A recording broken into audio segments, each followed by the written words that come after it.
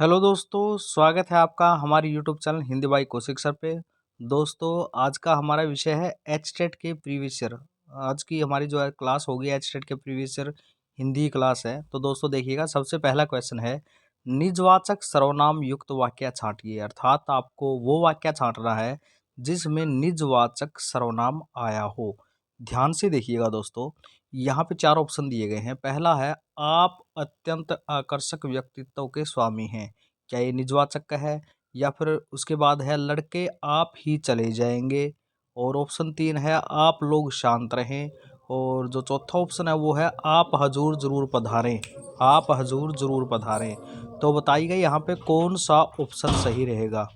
तो दोस्तों अगर आप ध्यान से देखोगे तो आप अत्यंत आकर्षक व्यक्तित्व के स्वामी हैं, ये हमारा निजवाचक नहीं है, क्योंकि आप शब्द तो आता मगर निजवाचक का नहीं आया। ठीक है। और लड़के आप ही चले जाएंगे, ये हमारा राइट आंसर हो जाएगा। लड़के जो है वो अपने आप चले जाएंगे, क्योंकि आप लोग शांत हो जाएं और आप हजूर जरूर पधारें, ये जो है ना, ये किसी व्यक्ति के लिए आए हैं जिसको वो बोल रहा है, जिसको हम क्या कहते हैं, प्रथम पुरुष। ठीक है। ये जो पुरुषवाचक नाम होता है ना, प्रथम पुरुष, मध्यम पुरुष, उत्तम पुरुष, ये उसमें से एक है। अब बात करते हैं, यहाँ पे पूछा गया था निजवाचक का, तो लड़के आप चले जाएंगे, ये निजवाचक का एग्जाम्पल हो जाएगा। उसके बाद दोस्तों सेकंड क्वेश्चन पर चलते हैं। वार्तनिक दृष्टि से अशुद्ध विकल्प चुनिए। यहाँ पे एक ऐसा विकल्प चुनना है जो अशुद्ध है। तो ये एचटेट प्रीवियस में आया हुआ क्वेश्चन है और काफ़ी अच्छा क्वेश्चन था, जिसके ऊपर काफ़ी सारे बच्चों के जो है ना विचार अलग अलग थे। देखिए यहाँ पे एक तो शब्द है योगीराज, एक है मृत्योपरांत, एक है प्रज्वल प्रोज्वल और एक है प्रज्वलित। ठीक है, यहाँ पे चार शब्द थे और जो अशुद्ध शब्द था दोस्तों वो ये था। ठीक है, तो अशुद्ध विकल्प का ही चयन करना था। तो अब बात करते हैं नेक्स्ट क्वेश्चन की। दोस्तों नेक्स्ट क्वेश्चन क्या है कि विलोम की दृष्टि से असंगत जोड़े को छांटिए। अच्छा, मैं थोड़ा सा बता दूं कि ये गलत क्यों था। गलत क्यों था वो बता दूं। देखिए दोस्तों, हमारा शब्द होता है मृत्यु। मृत्यु प्लस उपारांत, उपरांत। ठीक है, तो होगा क्या, ये ऊ और ये ऊ मिलके क्या हो जाएगा दोस्तों, दीर्घ संधि का काम कर देंगे। क्या कर देंगे, दीर्घ संधि, क्योंकि दोनों तरफ ऊ हैं। और यहाँ पे जो संधि दी गई है वो कौन सी दे दी गई है, यहाँ पे दीर्घ संधि है ही नहीं।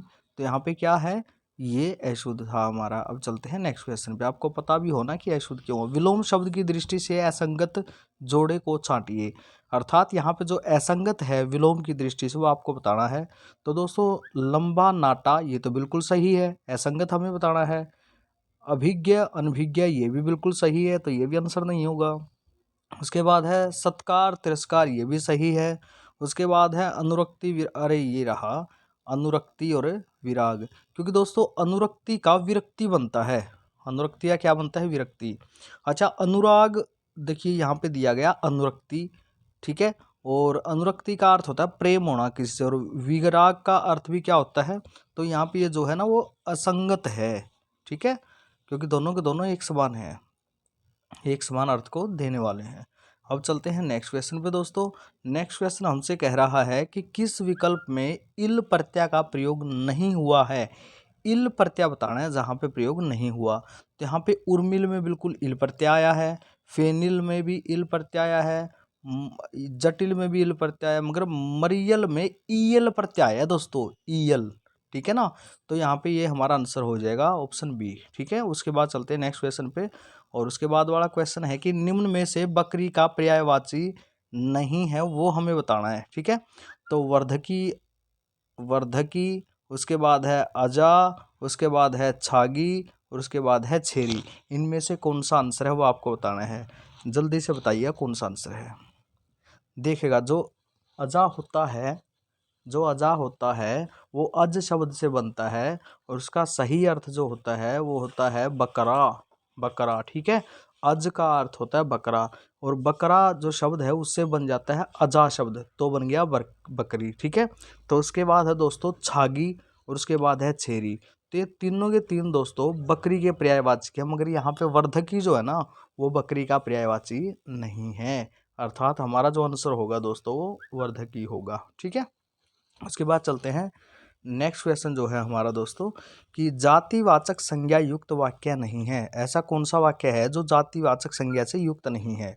आजकल की पढ़ाइयाँ बहुत महंगी हो गई, तो यहाँ पे जो पढ़ाई था ना दोस्तों उसका बहुवचन बना दिया तो क्या बन गया पढ़ाइयाँ, और जो क्या बन गया वो जातिवाचक संज्ञा बन गई। दोस्तों ये शब्द भाववाचक संज्ञा बन जाता है, मगर जब बहुवचन में आए तो ये क्या करता है जातिवाचक का रूप ले लेता है। उसके बाद है ऊंचाइयाँ, देखिए ये रहा ऊंचाइयाँ, ठीक है, जातिवाचक बन गया, वरना ये क्या थी भाववाचक थी। उसके बाद क्या है कभी कभी बुराइयां ही अच्छाइयां बन जाती है। अब ये बुराइयां देख लो भाई और ये अच्छाइयां देख लो भाई, ठीक है। वैसे इनके बहुवचन बनने नहीं चाहिए थे मगर बने हैं, तो इसका मतलब क्या ही जातिवाचक बन गए। उसके बाद कह रहा है मैंने अनुभव किया कि उसे ऊंचाई, ये देखिएगा, ये थोड़ा सा मैं एक बार ये देखिएगा, अब ये कह रहा है कि ऊंचाई, जो ऊंचाई शब्द है ना वो भाववाचक संज्ञा है, अर्थात यहाँ पे सारे की सारी जातिवाचक थे। इसने कहा था कौन सा जातिवाचक नहीं है, तो ऊंचाई शब्द क्या है भाववाचक संज्ञा है। तो ये हमारा आंसर हो जाएगा 36वां का ऑप्शन डी। उसके बाद चलते हैं नेक्स्ट क्वेश्चन पे, और नेक्स्ट क्वेश्चन क्या कहता है दोस्तों हमें कि किस विकल्प में व्यंजन संधि का प्रयोग नहीं हुआ। यहाँ पे जिसमें व्यंजन संधि का प्रयोग नहीं हुआ वो बताना है। चित्त प्लस आभास चिदाभास बन गया, वाक प्लस ईश्वर वागीश्वर बन गया, तद प्लस तत्प्लस अर्थ तदर्थ बन गया, तिरह प्लस, ये देखिए दोस्तों ये विसर्ग संधि का एग्जाम्पल यहाँ पे दे दिया गया, और इसने यही कहा था जो व्यंजन संधि का एग्जाम्पल नहीं है। सॉरी दोस्तों। तो उसके बाद है हमारे पास नेक्स्ट शब्द, सॉरी क्वेश्चन, और वो है कि शुद्ध वाक्य का चयन कीजिए। अब शुद्ध वाक्य बताना आपको इसमें से कौन सा है। यह काम कोई वकील से ही हो सकता है, यह काम कोई वकील से ही हो सकते हैं, तो अशुद्ध, अच्छा शुद्ध बताना है तो ये तो अशुद्ध है हमारा। उसके बाद है मैंने उसका धन्यवाद किया, धन्यवाद किया नहीं जाता, ठीक है, धन्यवाद, तो यहाँ पे ये भी गलत हो गया। कृपया दरवाज़ा बंद करने की कृपा, अरे ये भी गलत हो गया। तो हमारे पास एक ही बचा, हम सभी में मानवीय दुर्बलताएं हैं, अर्थात ये हमारा शुद्ध हो जाएगा क्योंकि शुद्ध ही पूछा था इसने। उसके बाद चलिए दोस्तों यहाँ पे ना, यहाँ पे जब पेपर हुआ था तो समास शब्द नहीं लिखा हुआ था, तो मैंने यहाँ पे समास लिख दिया, ठीक है। तो ध्यान रखना समास की दृष्टि से असंगत विकल्प छांटिए, जो असंगत था वो हमें छांटना है। तो देखिएगा आपके अनुसार यहाँ पे असंगत क्या है, थोड़ा सा ध्यान करोगे तो अपने आप दिखाई दे जाएगा। देखिएगा सबसे पहले भयभीत, उसके बाद सेठ साहूकार, उसके बाद विद्याहीन, उसके बाद है स्वरगत। यहाँ पे सारे के सारे ठीक है, मगर यहाँ पे भयभीत जो है ना, भय से भीत, मगर यहाँ पर कर्ण तत्पुरुष नहीं आएगा कि भय से भीत। यहाँ पे जो आएगा कौन सा तत्पुरुष आएगा, कर्ता ने कर्म को कर्ण से, इसमें भी से होता है, मगर उसके बाद क्या है कर्ता ने कर्म को कर्ण से संप्रदान के लिए आपादान से अलग होना, तो आपादान में भी से होता है। मगर यहाँ पर जो भय से भीत आएगा तो आपादान तत्पुरुष आएगा, कर्ण तत्पुरुष नहीं आएगा, क्योंकि डरने के अर्थ में आपादान तत्पुरुष का दूर होने वाला भेद जो है वो आता है, ठीक है। अब इसका सही आंसर यही हो गया। उसके बाद चलते हैं नेक्स्ट क्वेश्चन पे, और वो क्या कह रहे हैं, वो क्वेश्चन कह रहा है कि वाक्यांश के लिए एक शब्द की दृष्टि से असंगत विकल्प चुनिए, अर्थात वाक्यांश के लिए एक शब्द ढूंढना है और जो असंगत वो ढूंढना है। वही देखिए, किसी कथा के अंतर्गत आने वाली कोई दूसरी कथा अंतरकथा, ये बिल्कुल सही है। सर्वाधिकार संपन्न शासक या अधिकारी अधिनायक। उसके बाद है बिना किसी प्रयास के आयास, बिना किसी प्रयास के आयास, ये हो गया भाई बिल्कुल, क्योंकि बिना किसी प्रयास के तो अनायास होता है, क्या होता है अनायास, बिना आयास के, बिना प्रयास के, अन प्लस आयास, ठीक है। तो यहाँ पे इसने आयास दिया है, केवल अनायास होना चाहिए था, और इसने क्या कहा था संगत ही ढूंढना था, तो हमने ढूंढ दिया। उसके बाद चलते हैं नेक्स्ट क्वेश्चन पे। नेक्स्ट क्वेश्चन देखते हैं क्या है, क्वेश्चन नंबर 41वां, और यहाँ पे आया है अनिश्चित संख्यावाचक विशेषण चुनिए। दोस्तों जो लोग एस्टेट की तैयारी कर रहे हैं चैनल को सब्सक्राइब कर ले, क्योंकि हम लगातार हर रोज़ प्रीवियस जो पेपर हैं सबसे पहले उनको रिवाइज कर रहे हैं, और उसके बाद हम करेंगे जो भी मॉडल टेस्ट पेपर होंगे उनकी तैयारी। अनिश्चित संख्यावाचक विशेषण चुनिए, यहाँ पे क्या किया गया कि अनिश्चित संख्यावाचक विशेषण दिया है जो आपको चुनना है। तो यहाँ पे देखिएगा दोस्तों, पिछले वर्ष की तुलना में इस बार अधिक वर्षा हुई, ठीक है, तो ये तो नहीं होगा। सब्जी में थोड़ा सा नमक, ये भी नहीं होगा। सारा काम मुझे ही करना होगा, सारा काम मुझे ही करना होगा। सारे देश आतंकवाद के, ये रहा हमारा आंसर। क्योंकि इसने क्या कहा था, ध्यान से देखिएगा दोस्तों, इस क्वेश्चन में पूछा गया था कि अनिश्चित संख्यावाचक बताना है, और पहले जो ऑप्शन था उसमें क्या कहा, पिछले वर्ष की तुलना में इस बार अधिक वर्षा हुई। अब ये पिछले वर्ष की तुलना में इस बार अधिक वर्षा हुई, अधिक क्या है, ये तो कम या ज्यादा का बोध करा रहा है, और वो क्या होता है, परिमाण होता है, और हमें क्या ढूंढनी थी, संख्यावाचक। उसके बाद फिर सब्जी में थोड़ा सा नमक, ये भी परिमाणवाचक हो गया। सारा काम, सारा या थोड़ा या जो भी है, ये परिमाणवाचक होते हैं, यहाँ पे एक ही था संख्यावाचक, और वो भी अनिश्चयवाचक। ठीक है, तो हमारे पास एक ही ऑप्शन है, ये रो। उसके बाद चलते हैं, सकर्मक क्रिया युक्त वाक्य चुनिए। सकर्मक क्रिया युक्त वाक्य कौन सा होता है, देखिएगा भाई। भिखारी मंदिर के बाहर चिल्ला रहे हैं, मछलियां तालाब में तैर रही हैं, धावक सड़क पर दौड़ रहा है, बहन ने भाई को मिठाई खिलाई। तो एक ही ऑप्शन हमारे पास है, ये रहा ऑप्शन डी। क्यों, देखिएगा क्यों। भिखारी मंदिर में चिल्ला रहे हैं, इसमें अकर्मक क्रिया है भाई, इसने कहा था सकर्मक ढूंढनी है, क्योंकि चिल्लाना क्या है, कर्मक होती है। मछलियां तालाब में तैरना भाई अकर्मक होगी। धावक सड़क पर दौड़ रहे हैं, दौड़ना क्या है, अकर्मक होगी। ठीक है, और मिठाई खिलाना, यहाँ पे क्या है, खिलाना, किसको खिलाना, भाई को। क्या खिलाना, मिठाई, अर्थात ये सकर्मक क्रिया होगी हमारी। ठीक है, तो जो चौथा ऑप्शन है वो हमारा बिल्कुल सही हो जाएगा। उसके बाद जो क्वेश्चन था दोस्तों वो था 43, किस विकल्प में अविभाव समास है। ये बड़ा आसान क्वेश्चन था भाई।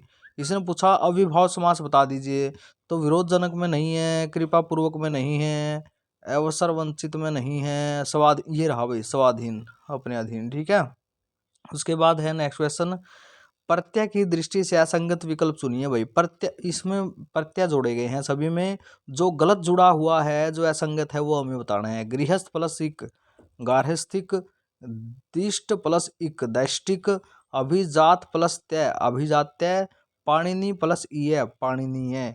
तो इसका जो आंसर होगा दोस्तों वो बिल्कुल साफ साफ दिखाई दे रहा है, ऑप्शन है सी। ये देखिए, ये रहा, अभिजात प्लस तय अभिजात्य कर रखा है इसने। ठीक है, तो ये अशुद्ध है, अर्थात असंगत विकल्प हमें छांटना था, वो हमने छांट लिया। अब चलते हैं नेक्स्ट क्वेश्चन पे, किस विकल्प में आ उपसर्ग का प्रयोग हुआ है।